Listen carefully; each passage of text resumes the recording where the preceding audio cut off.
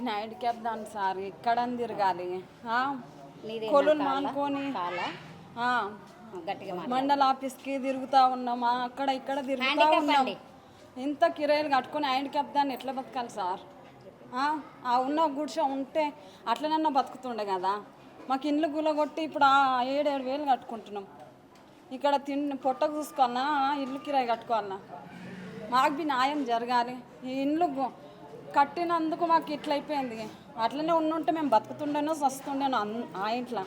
ఈ కిరాయిలు ఉండకపోతుండే కదా. గవర్నమెంట్ ఏం న్యాయం చేస్తుంది సార్?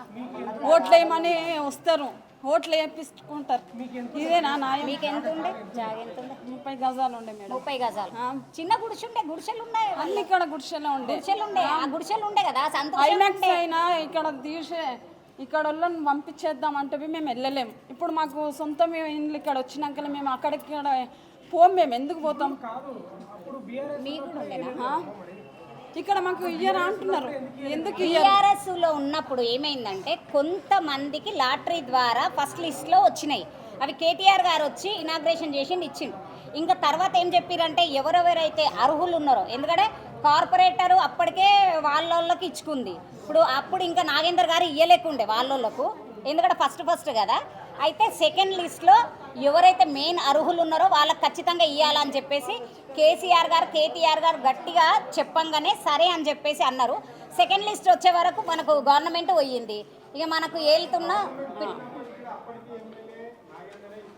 అవన్నీ ఉండే సార్. బీఆర్ఎస్ బీఫామ్ మీద గెలిచిన ఎమ్మెల్యే 18లో గెలిచిండు. 5 సంవత్సరాలు ఇవి ఇల్లులు కట్టడానికి దానికి దీనికి అయినాయి. ఇవి ఇనాగ్రేషన్ అయినాయి. ఫస్ట్ లిస్ట్లో ప్రశాంతంగా అయ్యింది. ఎవరికి ఒక కంప్లైంట్ లేకుండా ఎవరికైతే రాలేదో సెకండ్ లిస్ట్లో కంపల్సరీ వస్తాయని అది ఇది అని చెప్పేసి మాట్లాడినాం. సెకండ్ టైం కూడా 2003లో నాగేందర్ గారు మన బీఆర్ఎస్ బీఫామ్ మీదనే గెలిచిండ్రు. గెలిచినాక ఇక గవర్నమెంట్ తారుమారు కాగానే ఇక ఆయన అక్కడొక కాలు ఇక్కడొక కాలు వేసిండు. ఇక మాకైతే తెలియదు ఎక్కడున్నాడు అని. ఇప్పుడు మేము వెళ్దాము అంటే ఆయన బీఆర్ఎస్లో లేడు, కానీ అనౌన్స్మెంట్ బీఆర్ఎస్ అవుతుంది, మా ప్రోగ్రామ్స్ అయితే వస్తలేడు. ఇప్పుడు మేము ఎవరికి పోయి చెప్పుకోవాలి? ఇప్పుడు అర్హులే ఇంటికి, ఇప్పుడు హ్యాండిక్యాప్డ్ ఉంది, ప్రెగ్నెంట్ లేడీ ఉంది, వాళ్ళ మదర్ బాగలేదు, ఈయన ఇంత పెద్ద ఏజ్ అయినా గేట్ కాడికే రాణిస్తలేడు, గేట్ కాడికే నిలగొడుతున్నాడు అని అంటే మళ్ళీ మాలాంటి లీడర్లు పోతే ఆయన ఇంట్లోకి వెల్కమ్ చేస్తాడా? చేయడు కదా. అందుకనే ఇదే ప్లేస్ లో రెంట్ కీడ లేరు, బయట ఉన్నారు. ఇక్కడెక్కడ బయట ఉండే మా ఇళ్ళన్నీ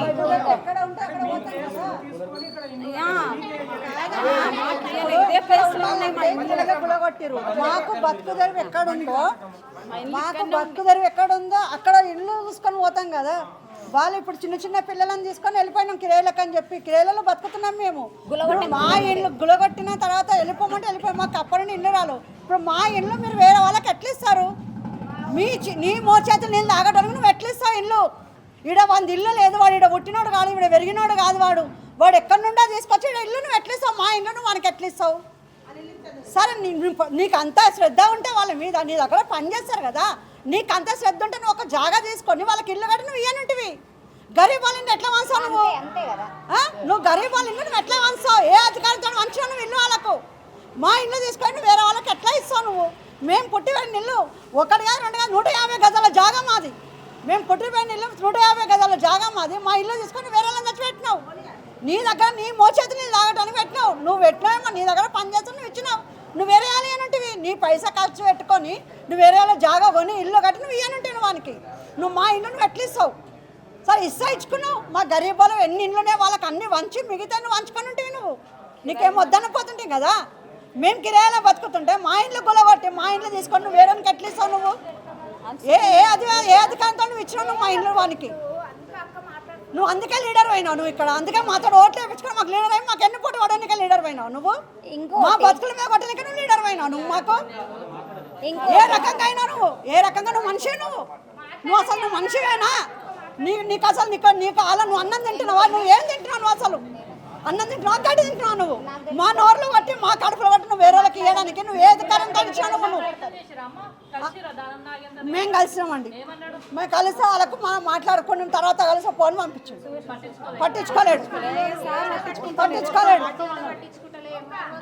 ఆడి ఆఫీస్ పోయినా కూడా అక్కడ పట్టించుకుంటారు. కలెక్టర్ ఆఫీస్ పోన్నారు, కలెక్టర్ ఆఫీస్ నుంచి మళ్ళీ ఎంఆర్ ఆఫీస్ పోన్నారు, ఎంఆర్ ఆఫీస్ కూడా తిరిగినాం. అక్కడ నుండి మీకు ఇక్కడ రావద్దమ్మా, అయిపోయినాయి, మేము బంద్ చేసినాం, అయిపోయినాయి, మాకు సంబంధం లేదు, ఎంఆర్ ఆఫీస్లో మాకు సంబంధం లేదు, మా దగ్గర రావద్దు. మొన్న 10 ఇళ్ళు అలాడ్ అంటే మరి ఎవరికి అలాడ్ చేశారు? ఎవరికి అలాడ్ చేశారు? 10 ఇళ్ళు చేశారు కదా, ఎవరికి అలాడ్ చేశారు? వీళ్ళకి అలాడ్ అయినని చెప్పి వీళ్ళ దగ్గర నుంచి 2 రోజులు పాస్పోర్ట్లు తీసుకొని ఆధార్ కార్డులు తీసుకొని 2 రోజులలో మీకు పట్టా వస్తుంది, మేము ఫోన్ చేస్తాము, మీరు రండి వీళ్ళకి చెప్పినప్పుడు మరి ఫోన్ చేయాలి కదా మేడం. మూడో రోజు ఫోన్ చేసి అడిగితే లేవు అలాడ్ అయిపోయి ఇచ్చేసామన్నారు. మరి ఎవరికి ఇచ్చారు? మరి అరువుదారులకు ఇవ్వాలి కదా, మరి మా ఇంట్లో మాకు ఇవ్వాలి కదా, మరి ఎవరికి ఇచ్చారు? మరి ఇంట్లో వాళ్ళు ఇప్పుడు మా ఇంట్లో లేవు, మరి వీళ్ళు ఎక్కడ బతుకుతారు? వీళ్ళ పిల్లలు ఉన్నారు, పెళ్ళిళ్ళు చిన్న పిల్లలు పెట్టి ఏడ బతకాలి వాళ్ళు? కిరాయిలు చేసుకుంటా, కడుపు తింటారా, రెంట్లో కట్టుకుంటారా, ఎట్లా బతుకుతారు వాళ్ళు బతుకుతారు ఏంది? మరి నువ్వు ఈ బస్ లీడర్ అయి ఉండి నువ్వు మా నుంచి నువ్వు ఇక్కడ గెలిచి వేరే వాళ్ళకి మేలు చేసి ఇది ఎంతవరకు న్యాయం? ఇది ఎంతవరకు కరెక్ట్ మీకు? మరి ఏం లేదు సార్, కార్యాచరణ ఏం లేదు.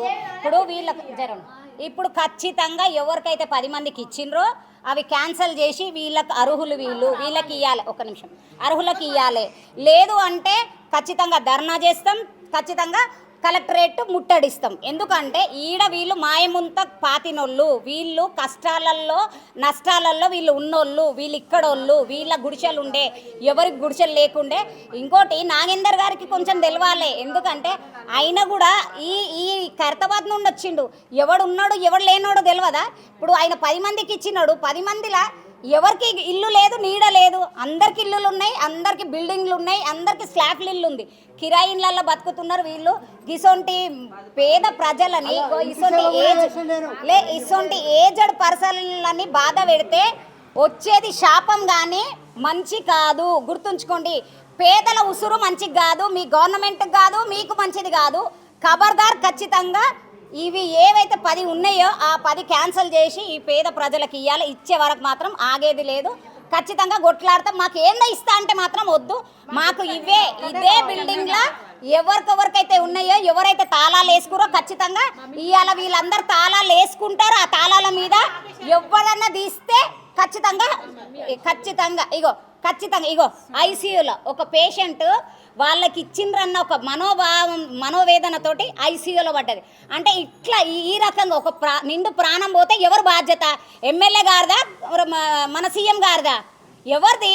అంటే ఇట్లా మనుషులని పీక్క తినుకుంటా మళ్ళీ మీరు 5 సంవత్సరాల తర్వాత వచ్చి ఓట్ల కోసం దండం పెడతారు, నవ్వుతారు, మెడల మీద చేయేస్తారు. అమ్మా నేను లేనా, అమ్మా మీ మధ్యలో పుట్టినోడిని, మీ మధ్యలో పెరిగినోడు, మన మధ్యలో పెరిగినోడు మధ్యలో పుట్టినోళ్ళకు మీకు తెలియదా సార్ వీళ్ళ పడే బాధలు, వీళ్ళు కట్టే కిరాయిలు?